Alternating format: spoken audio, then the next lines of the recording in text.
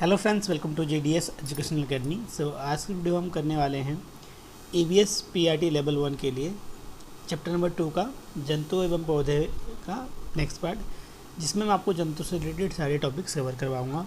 इसके अलावा इसके प्री-वाइक्यू क्वेश्चंस भी प्रोवाइड करवाऊंगा वीडियो के लास्ट में, तो इस वीडियो को शुरू से लेकर अंत तक जरूर देखें। इसके अलावा जो लोग हमारे चैनल में पहली बार आए, चैनल को सब्सक्राइब करके बेल आइकन दबा लीजिएगा। यहाँ पे आपको सीटेट PRT लेवल की पूरी तैयारी करवाई जाएगी फ्रेंड। बहुत सारे प्लेलिस्ट मैंने ऑलरेडी बनाया हुआ है, उस प्लेलिस्ट को जाकर बाकी वीडियोस को चेकआउट आउट कर सकते हैं। मैथ पेडागोजी के क्वेश्चंस भी बहुत सारे मैंने अपलोड कर दिए हैं, और थ्योरीज भी, क्वेश्चन भी, और EVS के भी 3 चैप्टर करवा दिए, जिसमें से इसका एक पार्ट बच गया था जो मैं अभी आज को कवर करवाने वाला हूँ। तो पहले पार्ट में मैंने आपको पौधे से रिलेटेड सारे टॉपिक कवर करवा दिया है। इस टॉपिक में आपको जंतु का टॉपिक कवर करवाऊँगा, क्योंकि चैप्टर बहुत ज़्यादा लेंथी था।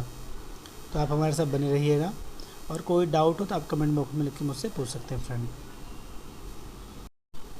तो यहाँ टॉपिक है जंतु। जंतु का मतलब सिंपली क्या है, पृथ्वी के वातावरण में असंख्य प्रकार के जीव जंतु पाए जाते हैं, जिनके पास स्थान, प्रजनन, भोजन आदि भी भिन्न होती है। जिन जंतु एनिमल्स पर्यावरण के लिए लाभकारी होते हैं और मनुष्य के लिए उपयोगी होते हैं। मानव की प्रारंभिक जीवन से ही जंतुओं की महत्ता रही है। मनुष्य की तरह जंतुओं को भी आवास, भोजन और जल की आवश्यकता होती है। पारंपरिक सदस्यों की भांति बालक भी पालतू पशुओं के स्वभाव, आवास, विभिन्न क्रियाओं एवं भोजन आदि की जानकारी रखता है। पालतू पशुओं का बालक के व्यक्तित्व पर व्यापक प्रभाव पड़ता है।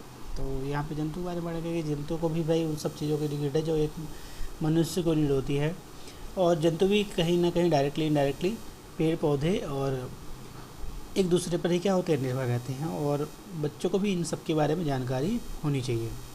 आगे बात करेंगे जंतुओं के वास स्थान, यानी कहाँ रहते हैं वो लोग। तो कह रहे जंतु उन स्थानों पर रहना पसंद करते हैं जो उनके लिए अनुकूल हों, उनके लिए खाद्य सामग्रियों के लिए अनुकूल हो, यानी जहाँ पे उनको आसानी से सारी चीज़ें मिल जाती है, भोजन, आवास, तो वहाँ पे वो रहना क्या करते हैं, अच्छा मानते हैं। यह वहाँ पे आपको आसानी से मिल जाते हैं। आज पृथ्वी के प्रत्येक भाग में भिन्न भिन्न प्रकार के जंतु पाए जाते हैं। कुछ जंतु जल में रहते हैं, जैसे मछलियाँ, ऑक्टोपस। कुछ जंतु स्थल के निवास करते हैं, जैसे पक्षी एवं स्तनपायी जंतु। परंतु कुछ जल एवं भूमि दोनों में रहते हैं, निवास करते हैं। उन्हें क्या बोलते हैं, उभयचर जंतु कहा जाता है, जैसे मेढक और सैलमेंडर। तो इनका एग्जाम्पल आप याद रखिएगा कि उभयचर जंतु कौन होते हैं, जो जमीन और पानी दोनों में रहते हैं। कुछ जंतुओं की त्वचा पर धारीदार चिन्ह भी होते हैं। यह उनके अनुकूलन के गुणों के कारण होते हैं, जो उनके जलवायु प्रदेश के कारण होते हैं, वहाँ पे वे वास करते हैं। यानी कुछ ऐसे जानवर होते हैं जिन पे कुछ ना कुछ अलग तरह के निशान होते हैं, तो वो वहाँ की जलवायु की वजह से होता है, ताकि वो वहाँ पे आसानी से वो निवास कर सके। अब बात करेंगे जंतुओं का वर्गीकरण, कि भाई किस आधार पर आप जंतुओं को अलग अलग डिवाइड करोगे। तो कह रहे जंतुओं को उनकी शारीरिक रचना, पोषण, आवास, स्वभाव एवं उपयोगिता के आधार पर कई प्रकार में वर्गीकृत किया जा सकता है। यह पर्यावरणीय दृष्टिकोण से अत्यधिक महत्वपूर्ण होते हैं। जंतुओं के प्रकार का विवरण अग्रलिखित है। तो आगे देखते हैं प्रकार के बारे में। सबसे पहले बात करेंगे शारीरिक रचना के आधार पर वर्गीकृत करें अगर, तो केशुरुकी जंतु, इनमें जंतुओं की अस्थियां एवं उपस्थियां से बना कंकाल पाया जाता है। इसके उदाहरण हैं गाय, भैंस, कुत्ता, मनुष्य इत्यादि, यानी जिनके अंदर हड्डियां होती हैं। और दूसरा है अकशेरुकी जंतु, वे जंतु जिनके शरीर पर अस्थियां एवं उपस्थियां का कंकाल नहीं पाया जाता है, यानी बोनलेस जो होते हैं उन्हें बोला है। जैसे केचुआ हो गया, केकड़ा हो गया, दीमक हो गया, बिच्छू हो गया, इनके अंदर हड्डियाँ नहीं होती हैं। आगे बात करें पोषण के आधार पर, ये था आपका त्वचा के आधार पर, यानी शारीरिक रचना के आधार पर। दूसरा पोषण के आधार पर स्वयंपोषी या फिर आत्मपोषी, यानी ऐसे पेड़ पौधे जो अपना भोजन स्वयं बनाते हैं। तो कह रहे ऐसे जंतु उपस्थित होते हैं जो अपना भोजन स्वयं बनाते हैं। युगलीना में आत्मपोषी होने के लक्षण पाए जाते हैं। युगलीना में क्लोरोप्लास्ट तत्व होता है। दूसरा है परपोषी, इस वर्ग के सभी प्रकार के जंतु पाए जाते हैं जो अपने भोजन के लिए दूसरों पर निर्भर होते हैं। प्रायः सभी जंतु अपने पोषण के लिए दूसरों पर निर्भर होते हैं, इसलिए इन्हें क्या बोला जाता है, परपोषी बोला जाता है, जो दूसरे पर निर्भर होते हैं। तीसरा है कोशिका के आधार पर, तो एक कोशिकीय और बहुकोशिकीय। तो एक कोशिकीय जिसके अंदर एक कोशिका होती पाई जाती है, उसे क्या बोलते हैं, कोशिकीय जंतु। और एक से ज़्यादा कोशिका जिसके अंदर होते हैं उसे बहुकोशिकीय बोला जाता है। तो एक कोशिका का एग्जाम्पल है अमीबा, यूग्लिना, पेरिनीशियम। और बहु कोशीय जंतु में आपके सारे को जानवर आ जाएंगे। इसका सबसे प्रमुख उदाहरण है स्पंज, ये ध्यान रखिएगा, इम्पोर्टेंट है। दूसरा है प्रजनन के आधार पर वर्गीकरण। तो अंडायुज कहता है इस वर्ग में सभी वे जंतु उपस्थित जो अंडा देते हैं, जैसे छिपकली, मेंढक, पक्षी इत्यादि। दूसरा है जरायुज, इसमें कह रहा है ये बच्चे ये क्या करते हैं, जब जंतु को जन्म देते हैं, जैसे हाथी हो गया, गाय हो गया इत्यादि। तो अंडायुज और जरायुज। दूसरा बास के स्थान पर, यानी कहाँ कहाँ रहते हैं उसके आधार पर। तो पहला स्थलीय जो ज़मीन पर रहता है, जैसे मनुष्य, छिपकली, चूहा, बंदर इत्यादि। दूसरा है जलीय जो जल में रहता है, मछली, स्पंज। तीसरा है मरुस्थलीय जो रेगिस्तान में रहते हैं, ऊँट, बिसैली, छिपकली इत्यादि। ये सारी क्या मरुस्थलीय हैं।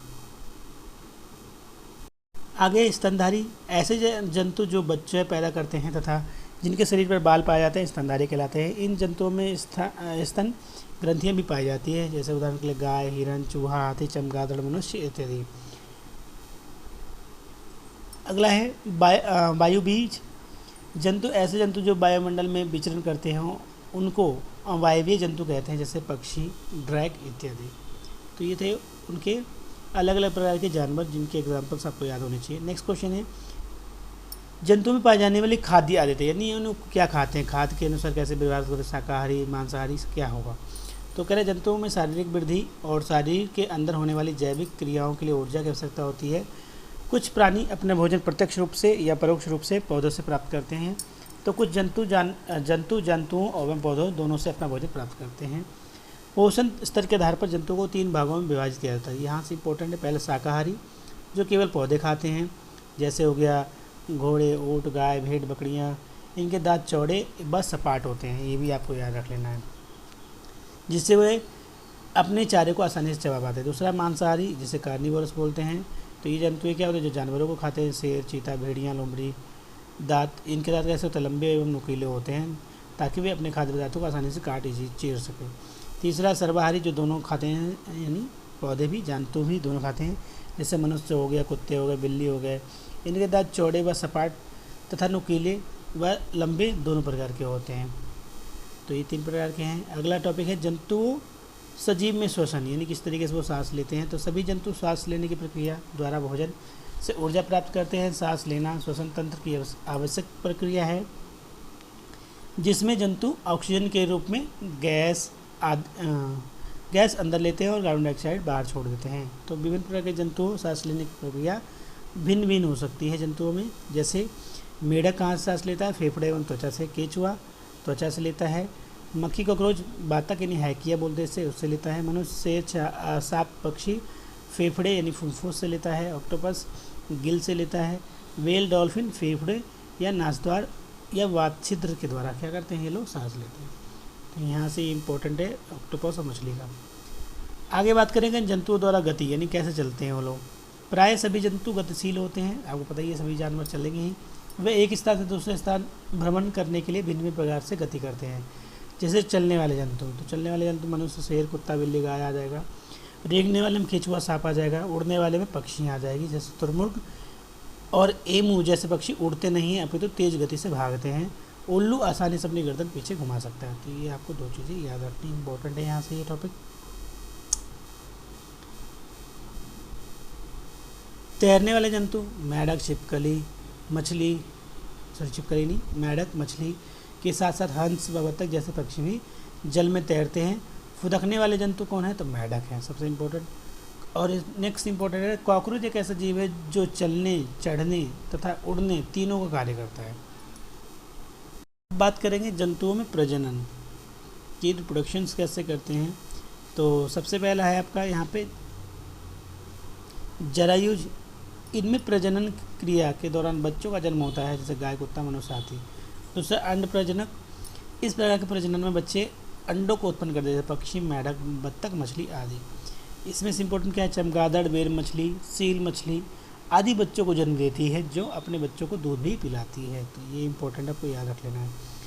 प्रजनन द्वारा विभिन्न जंतु भिन्न भिन्न प्रकार के बच्चों को जन्म देते हैं। इनको विभिन्न नामों से जाना जाता है, तो इनके नाम भी आपको याद रख लेना है। जैसे भालू के बच्चों को क्या कहा जाता है, शावक कहा जाता है।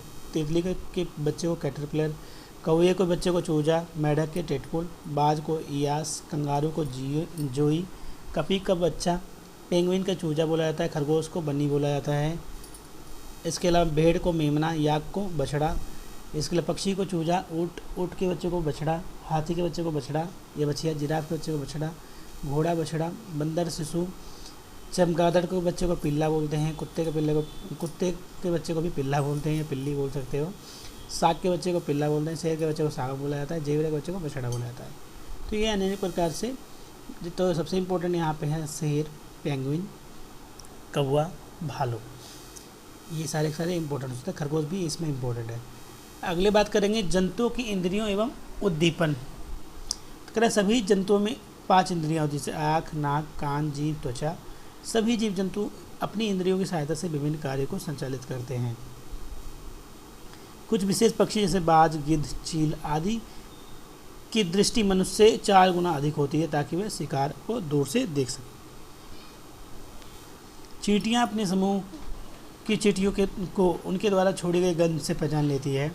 कुछ कीड़े मकोड़े अपनी मादा कीड़े को उनकी गंध से पहचान लेते हैं, उदाहरण के लिए रेशम का कीड़ा। नेक्स्ट है मच्छर मनुष्य के शरीर की गंध तथा तलवे की गर्मी से अंधेरे में भी ढूंढ लेते हैं। सांप सुनता नहीं है, अपितु जमीन के कंपन से वस्तुओं को महसूस करता है। पक्षी एक ही समय में 2 भिन्न दिशाओं अथवा वस्तुओं को देख सकता है, क्योंकि इनके सिर के दोनों ओर अर्थात दाईं और बाईं ओर 2 आँखें होती हैं। तो ये इम्पोर्टेंट है सारे टॉपिक। नेक्स्ट बात करें आगे। हाथी अपने कान से सूंघते हैं के साथ साथ हवा भी करता है। यह हाथी का ताप नियंत्रित अंग है, यानी टेम्परेचर को भी मेंटेन करता है उसका कान। कुत्ता, बाघ और शेर आदि अपने मलमूत्र की गंध से अपने विशेष क्षेत्र की पहचान करता है। मेंढक, छिपकली जैसे जीव अपने शरीर को पकड़ने के लिए अपनी जीभ का प्रयोग करते हैं। रात में जागने वाले जंतु पक्षी केवल सफ़ेद एवं काले रंग के देख पाते हैं, उदाहरण के लिए आपका उल्लू एवं रैगून। तो ये इम्पोर्टेंट टॉपिक है आपका। आगे बात करेंगे कुछ जंतु एवं उनके विशेष लक्षण। तो देखते हैं, पहले हाथी की बात करें तो सबसे बूढ़ी हाथनी हाथियों के बीच की नेता होती है। यह 100 किलो से अधिक पत्ते व झाड़ियाँ खा सकती है। यह अपने शरीर को ठंडा रखने के लिए अनुकूल क्षमता रखते हैं। यह कम सोते हैं और कम आराम करते हैं। बाघ की बात करें तो ये देखने की शक्ति अत्यधिक होती है। यह मनुष्य की अपेक्षा 2 गुना अधिक दूरी रात में भी देख सकता है। ध्वनि को सुनने के लिए अपने कान को कई दिशाओं में घुमा सकता है। गैंडा की बात करें तो स्थल पर पाया जाने वाला दूसरा सबसे बड़ा जंतु है। यह शाकाहारी होता है, जिसका वजन 1000 किलो तक होता है। इसकी चमड़ी 1.5 सेंटीमीटर मोटी होती है। इसका एक ही सींग नाक के ऊपर होता है। जिराफ की बात करें तो यह पृथ्वी का सबसे ऊंचा जंतु, जिसकी लंबाई 5 मीटर तक होती है। इसकी उम्र 25 वर्ष है। यह बहुत कम 2 घंटे सोता है। चिंपैंजी यह सबसे होशियार जानवर है। यह समूह में रहते हैं, जिसमें 3 से लेकर 80 सदस्य भी हो सकते हैं। स्लॉथ ये कह रहे ये भालू जैसा जीव होता है। ये रात्रिचर जंतु है जो दिन में लगभग 17 घंटा सोता है। अब बात करें जलीय जंतु के विशेष लक्षण जो जल में रहते हैं, जिसमें डॉल्फिन की बात करें तो कह रहे ये पानी के अंदर एक दूसरे से संपर्क व संचार करने के लिए विभिन्न प्रकार की आवाज़ें निकालती है। ऊँची डॉल्फिन सूज भारत की राष्ट्रीय जलीय जीव भी है। वेल की बात करें तो वेल पृथ्वी का सबसे बड़ा जीव स्तनधारी जीव की श्रेणी में आता है, जो बच्चे जन्म देता है। इसकी आयु 90 साल तक होती है। गिलहरी ये अपने दांत को हमेशा घिसने का कार्य करती है, क्योंकि इसके दांत लगातार बढ़ते रहते हैं। अगला बात करें सांप, तो इसके कान नहीं होते, ये रेंगकर चलते हैं। ये किसान के मित्र होते हैं। अजगर सबसे लंबा सांप है। करेत, कोबरा, दुबाई, अफाइका जहरीले सांप होते हैं। केचुए की बात करें तो ये रेंगकर चलता है, मिट्टी खाकर उसे उपजाऊ बनाता है। इसकी लंबाई 14 इंच तक हो सकती है। इसकी आयु कितनी है? 8 साल तक हो सकती है। आगे बात करेंगे हम पक्षी एवं उनके विशेष लक्षण। तो अगर पक्षी ऊंचे आकाश में स्वतंत्र रूप से उड़ सकते हैं। इनकी हड्डियां खोखली होती है और शरीर का आकार नाव जैसा होता है, तथा इनको उड़ने में सहायता देने के लिए पंख होते हैं। इस प्रकार के कुछ लक्षण निम्नलिखित है। जैसे लक्षण क्या है? मजबूत दृष्टि वाले तो चील, बाघ, गिद्ध। गर्दन घुमाने वाले उल्लू, मैना। घोंसला बनाने वाले बुलबुल घास एवं झाड़ियों से घोंसला बनाते हैं। मुलायम घोंसला बनाने वाले रोबिन, घोंसला मुलायम और कठोर बनाने वाले कौवा, ताड़ एवं लकड़ी का बनाता है। तो ये थोड़ा सा याद रख लेना है। आगे बात करें सहजीवी संबंध भैंस एवं बगुला। प्राय बगुला भैंस के पेट में बैठा जाता है, इसलिए क्योंकि वह भैंस के परजीवी कीट को खा सकता है। सर्वहारी पक्षी मोर भारत का राष्ट्रीय पक्षी है। ना उड़ने वाला पक्षी कौन है? पेंगुइन। ये पानी में तैरती है, अंडे देती है। बर्फीले इलाकों में पेंगुइन झुंड में रहते हैं। आगे बात करेंगे जंतुओं से लाभ क्या क्या है। तो आपको पता है जंतुओं का नाम, मधुमक्खी से क्या शहद मिलता है, मोम मिलता है। रेशम कीट से रेशम, लाख की कीट से लाख, गाय भैंस बकरी मुर्गी बत्तख से दूध मांस अंडा, भेड़ बकरी ऊँट खरगोश से ऊन मिलता है। गाय बैल भैंस हिरन से चमड़ा मिलता है। खच्चर घोड़े बैल ऊँट से यातायात एवं भार ढोने के लिए काम आते हैं। चील कौवा गिद्ध कुत्ता लोमड़ी भेड़िया गुबरैल सफाई करने के लिए काम आते हैं। मछली सूअर साग दवा प्रदान करती है। गाय भैंस घोड़ा पालतू होता है। किसान का मित्र सबसे बड़ा केचुआ है। मुर्गे की लड़ाई भालू व बंदर का नाच ये मनोरंजन के लिए काम में आते हैं।